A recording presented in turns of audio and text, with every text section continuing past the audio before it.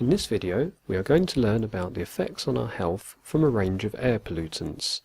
If you live in the city, you may already be aware of the effects of air pollution on your health. You may already have had some breathing discomfort or painful eyes.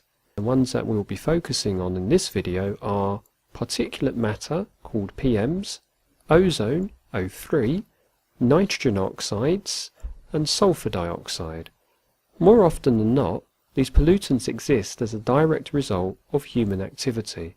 One such human activity is the burning of fossil fuels in power stations or cars. Particulate matter is a mixture of sulfate, nitrate, ammonia, sodium chloride, carbon, mineral dust and water. It consists of a complex mixture of solid and liquid particles of organic and inorganic substances suspended in the air. These particles are identified according to their aerodynamic diameter, as either PM10, particles with an aerodynamic diameter smaller than 10 microns, or PM2.5. These have aerodynamic diameters smaller than 2.5 microns.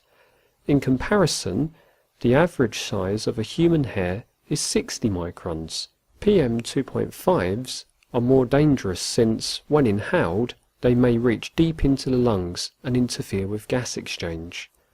The health effects of particulate matter are felt in both the developed and developing world. Chronic exposure to particles contributes to the risk of developing cardiovascular and respiratory diseases, typically asthma, as well as lung cancer. Ozone, O3, absorbs harmful UV rays from the sun in the upper atmosphere and can help prevent the increased risk of skin cancer. However, ground-level ozone causes problems. It does so by a photochemical reaction, which is triggered by the absorption of light. The reactions between nitrogen oxides and volatile organic compounds lead to the formation of a photochemical smog and ground ozone. You see this more often in the summer, and it can appear as an orange-brown haze over a city. This smog, including the ground ozone, causes breathing problems, can trigger asthma attacks, and lead to lung disease. Next, nitrogen dioxide emissions come from cars and factories where fuels are combusted. You may recall oxygen forms about 21% of our atmosphere, whilst nitrogen forms 79%. In a hot engine, a tiny amount of nitrogen atoms join with oxygen atoms to form mixtures of nitrogen oxides, called NOx.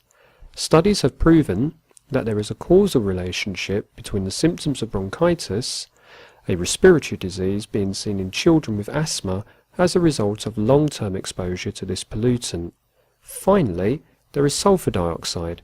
Can you think how this chemical might be formed? Pause the video and continue when ready.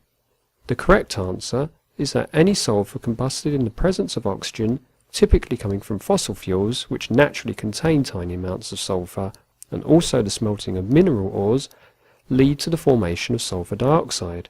In turn, these pollutants affect the respiratory system and cause irritation of the eyes.